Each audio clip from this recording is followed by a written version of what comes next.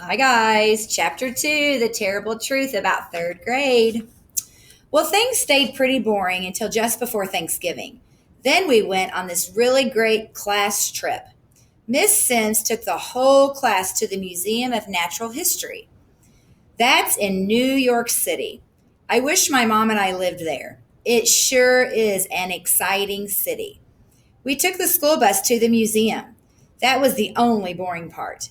It is bad enough to have to ride the school bus to go home, but the ride home only lasts half an hour.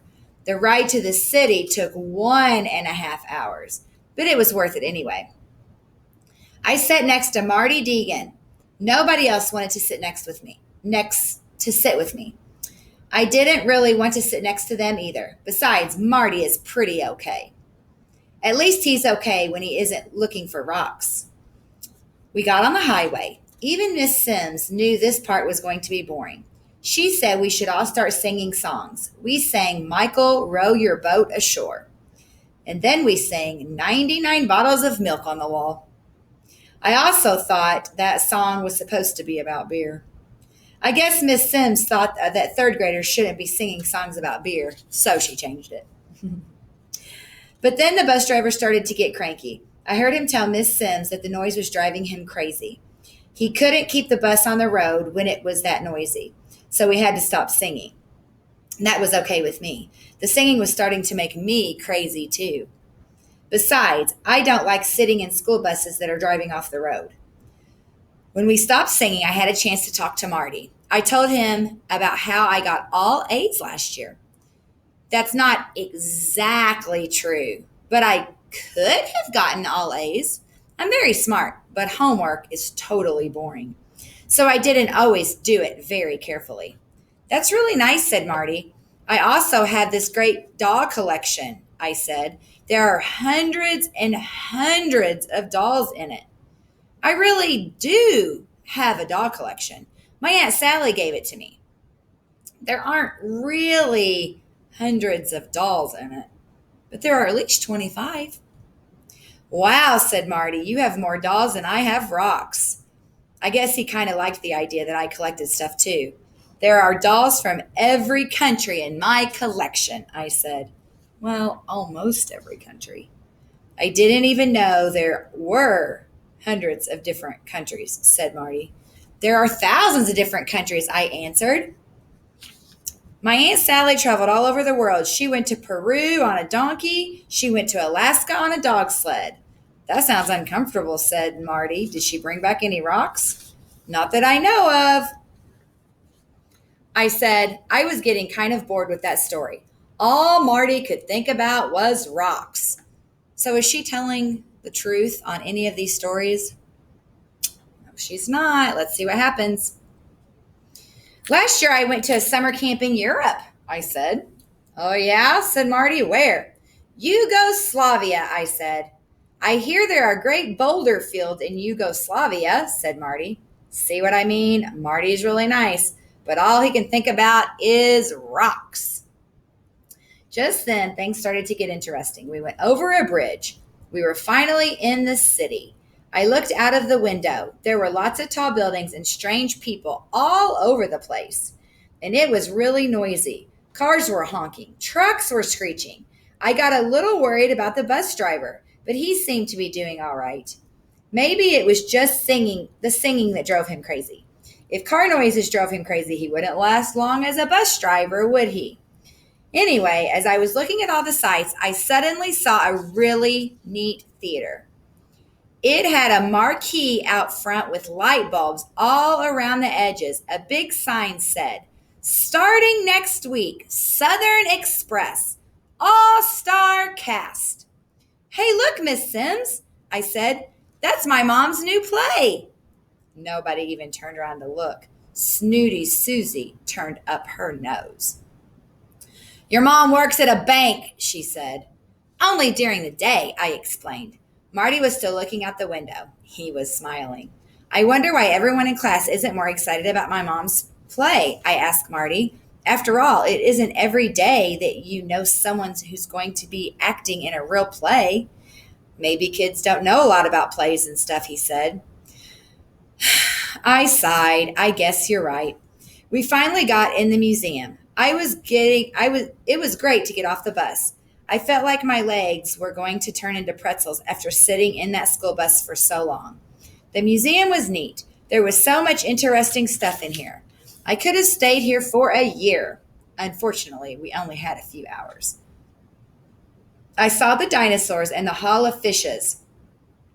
They had this giant whale hanging from the ceiling. John Bowles asked Miss Sims how come the whale didn't smell. Can you believe it? He actually thought the whale was real. All Warren Peach could say was, "When is lunch?" We also went to the part of the museum that had all these neat gems and rocks. I thought Marty was going to move in. Miss Sims had to practically drag him out of there. It was a good thing we went to It was a good thing we went to the camera's acting weird.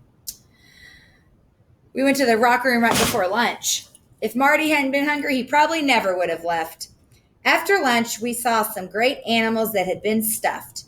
They were in glass displays that showed where they lived and what the trees and stuff looked like. It was like taking a trip to Africa. That made me think of a few good stories. There was one room that had elephants up on a platform. The big one in the front looked like he was about to run right out the front door. My father shot that elephant when he was on a safari in Africa, I said. Miss Sims just looked at me. Then Susie got in on the act. There's just another one of James' dumb lies, said Susie. The sign right here says this elephant was shot in 1910. Your father wasn't even born in 1910. I had to think quickly. What I meant to say was that it was my grandfather shot the elephant, I said. I looked down my nose at Susie. She thought she was so smart, but I am smarter. It was just the slip of the tongue. Well, that kept her quiet for a while. The bus ride back home was worse than the one going into the city. That's because I knew we were headed back to Great Dale.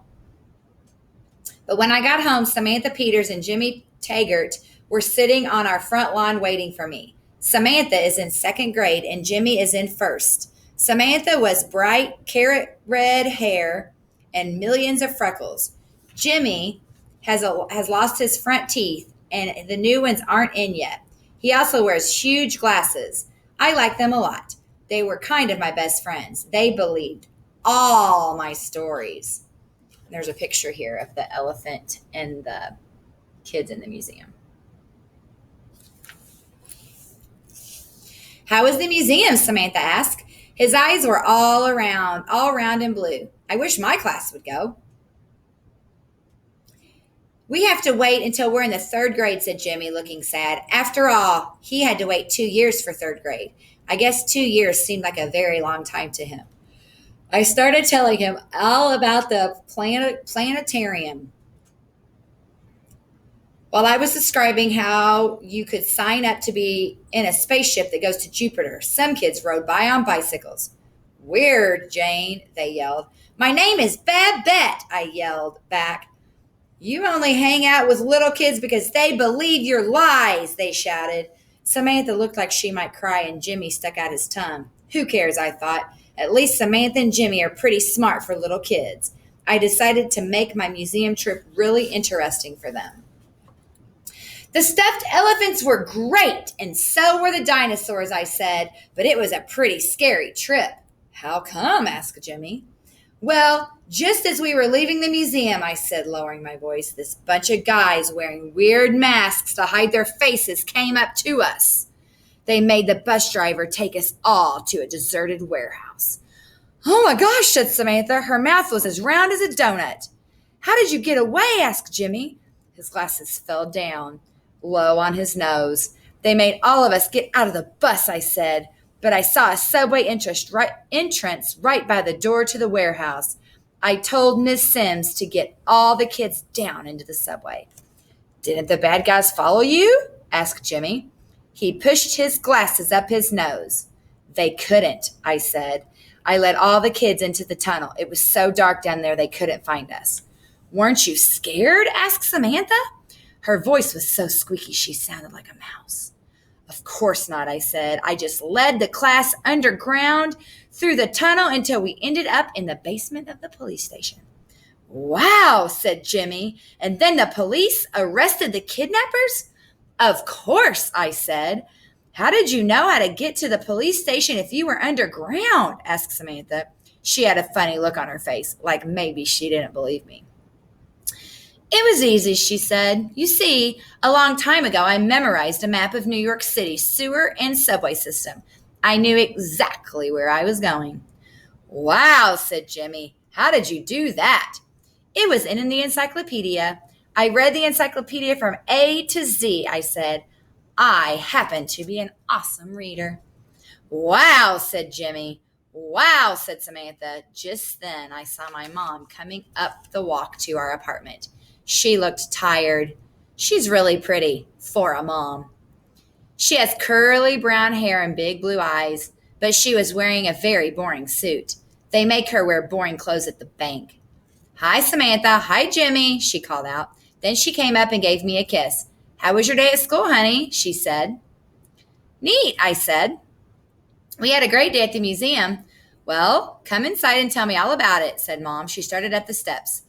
I'll be right in, I said.